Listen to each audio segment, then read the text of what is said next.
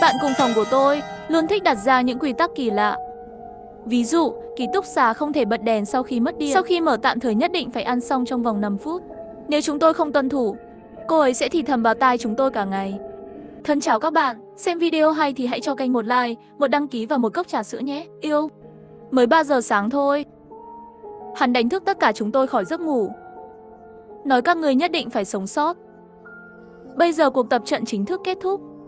Nói đi, cô ta cười kỳ lạ. Rồi quay ra khỏi cửa. Ngay sau đó có tiếng hét ở tầng dưới. Hắn nhảy lầu từ phòng chúng tôi. Bây giờ là 3 giờ sáng.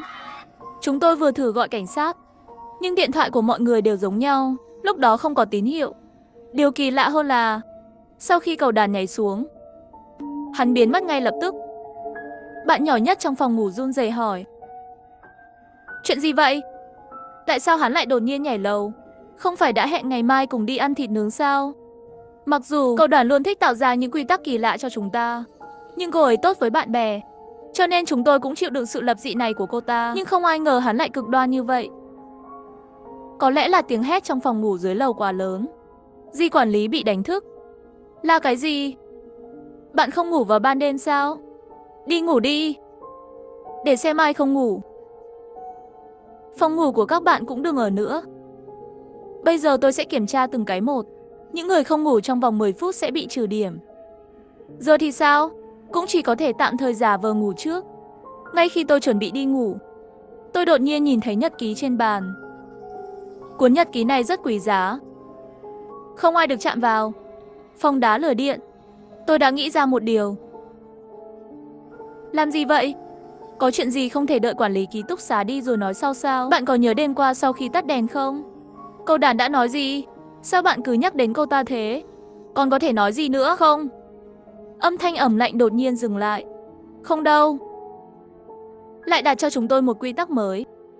Hắn nói với chúng tôi, nếu một đêm nào đó có người, nhất định không được ngủ.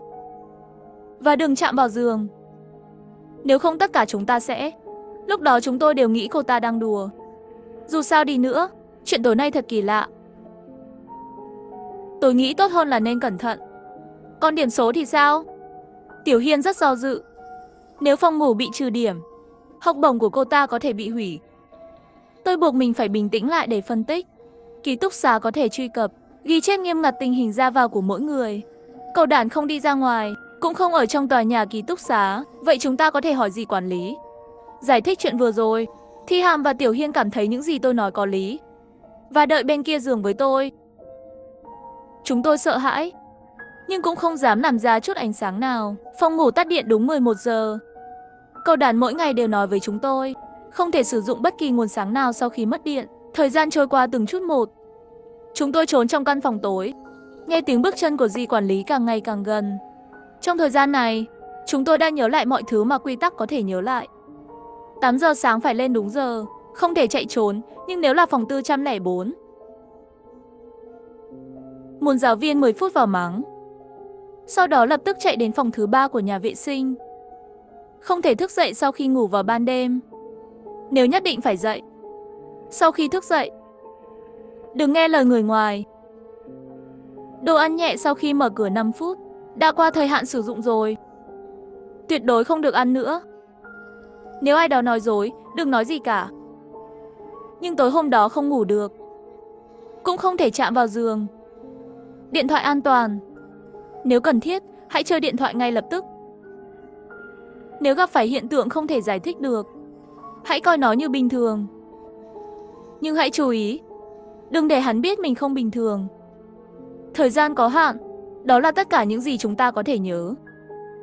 Dép của dì quản lý cũng gần như đã đến cửa rồi. Phải làm sao? Tiếp theo hình như là phòng ngủ bên cạnh của chúng tôi. Sau đó đến lượt chúng tôi. Đừng lo lắng, nếu dì quản lý biết, chắc chắn sẽ giúp chúng ta báo cảnh sát. Đến lúc đó chúng ta sẽ an toàn. Nếu có thể vượt qua ngày hôm nay, ngày mai dù là bỏ học hay nghỉ học, cái gì cũng được. Tôi vừa nói vừa đi đến cửa. Mắt mèo trong phòng. Tình hình tôi nhìn ra ngoài, nhưng cái nhìn này khiến tôi che miệng và tiếp tục lùi lại. Bạn thấy gì? Tay. Bên ngoài có một cái tay không nhanh, tìm cái gì đó để chặn cửa lại. Chúng ta không thể để dì quản lý vào. Tôi vừa nói, di chuyển mọi thứ sau cánh cửa. Bên ngoài căn bản không phải là gì quản lý, đó là một con quái vật.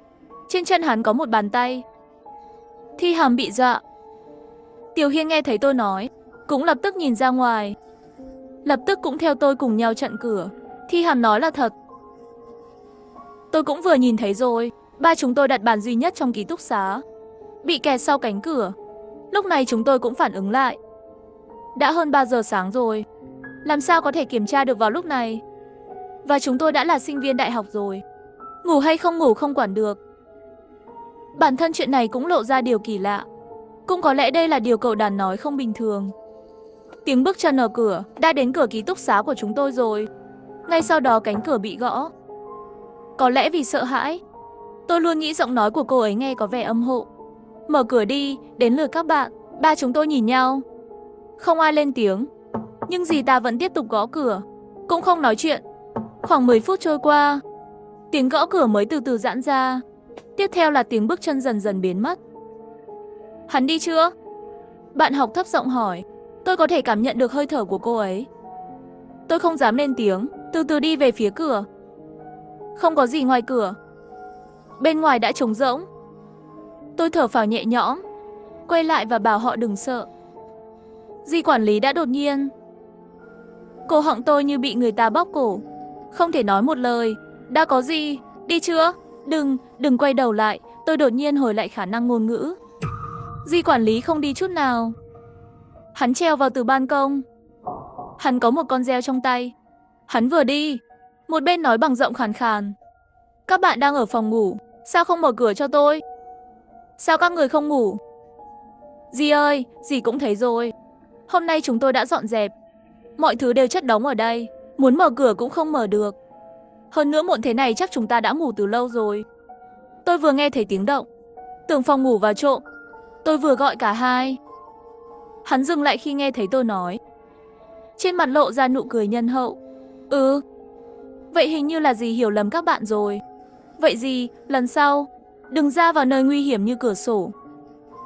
Chúng tôi giúp bạn dọn dẹp một chút. Dì ra khỏi cửa đi. Đúng, dì đã vất vả ở tuổi này rồi. Không vất vả, dì đi cửa sổ là được. Nhưng trước khi đi, các con phải để dì thấy các con ngủ. Và tại sao bạn học này lại thô lỗ như vậy? Tôi không biết, tôi đang nhìn dì. Không phải là cảm thấy dì không bình thường sao? Nói xong câu này đi, tôi thấy biểu cảm của dì quản lý lại thay đổi. Bởi vì Tiểu Hiên sợ hãi vẫn không dám nhìn lại. Xin lỗi dì. Tôi thất tình rồi, đã khóc không thành hình rồi. Lúc này Thi Hàm lại kéo tôi một tay, lấy điện thoại ra hiệu cho tôi xem tin nhắn. Chỉ thấy trong nhóm ký túc xá của chúng tôi, Thi Hàm gửi ngắn gọn vài dòng chữ, quy tắc của cầu đàn. Chơi điện thoại đúng không? Cầu đàn nói rồi, điện thoại an toàn, chơi điện thoại nếu cần thiết. Lúc này dì nhìn chằm chằm vào chúng tôi với khuôn mặt u ám. Các ngươi thật sự không nghe lời. Dì quản lý chậm rãi nói, giơ reo lên và kiểm tra. Đột nhiên cảnh tượng này hình như kích thích tôi. Tôi có một ý tưởng điên rồ. Tôi đứng trước hai bạn. Dì ơi, dì muốn gì? Tôi đã nói rồi. Hỗn xược, nhưng xin lỗi. Dì không phải là người trong phòng ngủ của chúng tôi. Tôi không muốn nghe lời dì. Ngoài ra, dì có quyền gì làm phiền chúng tôi ngủ vào nửa đêm? Tin hay không, tôi khiếu nại dì, không nghe lời. Học sinh không nghe lời nhà trường. Còn muốn gì nữa? Trường chúng tôi không cần học sinh như các cô. Làm đi. Khi dì ấy chạy về phía tôi nhắm mắt lại, giơ điện thoại lên. Nhưng hắn không tấn công chúng ta, mà là phá cửa. Bởi vì tôi đã lợi dụng một quy tắc khác. Sau khi thức dậy vào ban đêm, đừng nghe lời người ngoài. Sau khi quản lý ký túc xá nhấn 1 để trốn thoát, tôi lấy lại điện thoại, tìm thấy màn hình dừng ở giao diện quay số. Trên đây hiển thị 1, số điện thoại trong khu vực của chúng tôi. Nhưng khi tôi muốn nhìn lại lịch sử thì biến mất. Cửa cứ mở như vậy. Tôi luôn cảm thấy trong lòng rất không kiên định. Tiểu Hiên trầm mặc hồi lâu nhìn chằm chằm cửa. Tôi lại một lần nữa cầm cuốn nhật ký của cầu đàn lên. Nếu là do cầu đàn gây ra, vậy hắn cũng nhất định là chìa khóa phá cục diện. Hắn từng nói, tất cả những thứ quan trọng với cô ấy đều ở trên này. Có lẽ cũng đang nhắc nhở chúng ta. Nhưng lúc này, điện thoại của chúng tôi hết pin rồi. Như thể có thứ gì đó đang ngăn cản chúng ta. Không sao đâu, đèn khẩn cấp ở hành lang. Tôi tìm một nơi có thể mượn ánh sáng để xem. Đừng lo, dì vừa mới ra ngoài. Có lẽ bây giờ vẫn đang lang thang ở hành lang. Nếu nhìn thấy bạn, có lẽ sẽ lập tức tấn công đến đây. Bây giờ đã hơn 4 giờ rồi, chờ chút. Trời sẽ sớm sáng thôi, lúc đó xem lại cũng không muộn. Thi Hàm nói đúng. Chúng tôi canh cửa, cùng nhau chờ đợi bình minh. Trời sáng lên từng chút một. Cuối cùng tôi cũng đọc được nhật ký. Tháng 9 năm 2021, ngay khi tôi muốn tiếp tục nhìn xuống, Tiểu Hiên đột nhiên để tôi xem thời gian. Tôi cầm lấy chiếc điện thoại, chỉ còn lại một ống điện 7:43. Sắp đến 8 giờ sáng rồi. Vì vậy, chúng ta phải đến tòa nhà giảng dạy càng sớm càng tốt. Nếu là phòng học 404, phải trốn vào nhà vệ sinh. Cuối cùng chúng tôi trốn vào nhà vệ sinh. Có một quy tắc được viết trên tường nhà vệ sinh.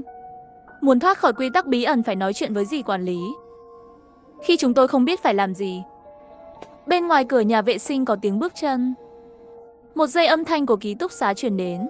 Mấy cô hôm qua ngủ không ngon, hôm nay lại không tốt để vào học phải không? Nhưng đứa trẻ không vâng lời nên biến mất. Ba chúng tôi thấy chuyện đã đến đây rồi, quyết định thử. Sau một loạt trận chiến, quản lý ngã xuống đất rồi. Chúng tôi cũng đã trở lại. Cái đêm mà cầu đàn đặt ra luật lệ. Lúc này cầu đàn nói: chúc mừng bạn đã phá hết quy tắc. Vậy tiếp theo, bạn sẽ phải đối mặt với một chu kỳ vô tận. Nói xong hắn lại một lần nữa cười quỷ dị, mở cửa phòng và chạy ra ngoài. Lại có tiếng hét dưới lầu. Chúng ta hoàn toàn rơi vào vòng lặp.